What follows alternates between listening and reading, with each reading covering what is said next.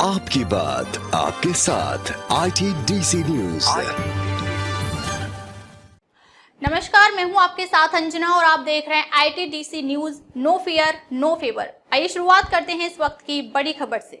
हिंदी विरोध की राजनीति और स्वीकार्यता की कहानी। क्या हिंदी विरोध में राजनीति का मुद्दा है या इसके पीछे कोई गहरी सोच छिपी है? आज के ITDC न्यूज साइट इनसाइट में हम करेंगे इसका डीप एनालिसिस। हिंदी का ऐतिहासिक सफर। 1937 में मद्रास प्रांत में सी राजगोपालाचारी ने हिंदी को प्राथमिक शिक्षा का माध्यम बनाने की पहल की, लेकिन यही कदम बना दक्षिण भारत में हिंदी विरोध की शुरुआत। अन्ना दुरई जैसे नेता इस विरोध को राजनीतिक ताकत देने वाले मुख्य चेहरे बने। DMK और हिंदी विरोध की राजनीति। यह विरोध धीरे धीरे गैर हिंदी भाषी राज्यों की राजनीति का अहम मुद्दा बन गया। हिंदी को एक सांस्कृतिक और एक भाषाई प्रभुत्व के रूप में देखा गया, जिसने क्षेत्रीय अस्मिता की बहस को जन्म दिया।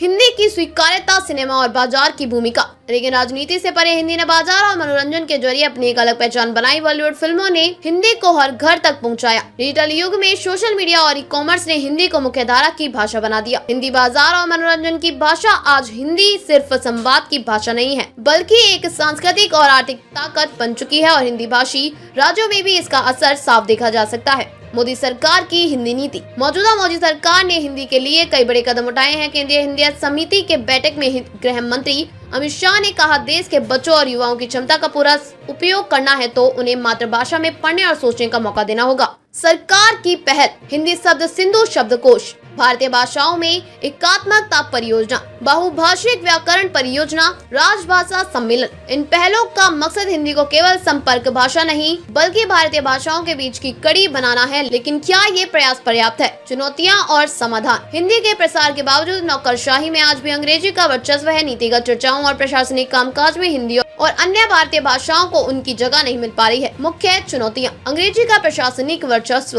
शिक्षा में मातृभाषा की कमी, राजनीति असहमति।